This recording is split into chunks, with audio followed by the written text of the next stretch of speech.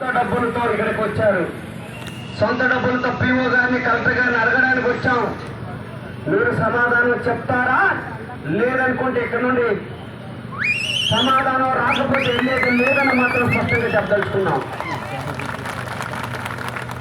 పీటీజీలు అంటే నోరు మాట్లాడలేరు, వీళ్ళకేమీ తెలియదని అనుకోవచ్చు.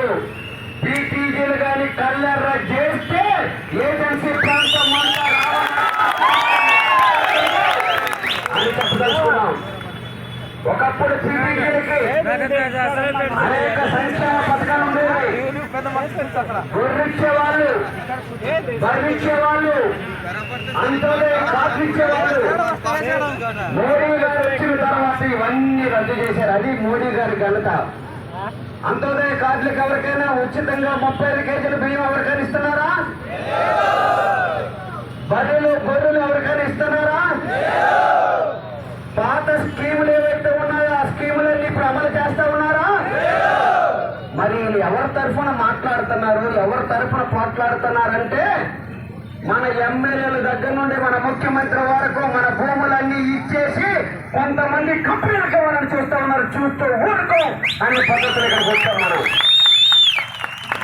మనందరూ తెలుసు, ఒక ఇటుక కింద 5 రూపాయలు అయితే ఇక్కడికి వచ్చేసరికి 500 రూపాయలు అవుతుంది.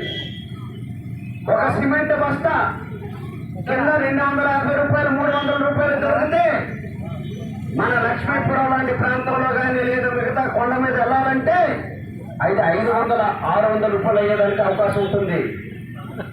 ఈరోజు ఇక్కడ ఇల్లు కట్టుకోవాలంటే 1,00,000 కాదు, 2 లక్షలు కాదు, మీ స్కీములే కాదు, 10 లక్షల రూపాయలు ఇస్తే తప్ప పరిష్కారం కాదని మనం అడుగుతా ఉన్నాం. ఈ సొంత డబ్బులు ఇవ్వాల్సిన అవసరం లేదు. ఏదో మనం అడగట్లేదు, మనం అడుగుతా ఉన్నాం.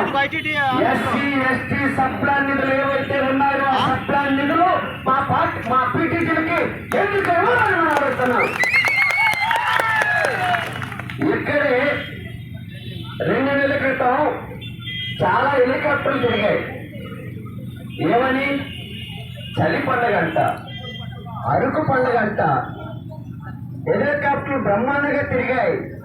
ఆ డబ్బులన్నీ ఇస్తే ఎవరైతే పీటీజీలు ఉన్నారో వాళ్ళందరికీ ఇల్లు వచ్చేస్తాయి. అంటే మన డబ్బులతో షికారులు కొడతా ఉన్నారు, మన డబ్బులతో ఖర్చు పెడతా ఉన్నారు, మనకి ఇవ్వడానికి రూల్స్ గురించి మాట్లాడుతూ ఉన్నారు. అందు గురించి ఆ డబ్బులన్నీ ఖచ్చితంగా ఇవ్వాల్సిందే అని మనం అడుగుతా ఉన్నాం. మనకు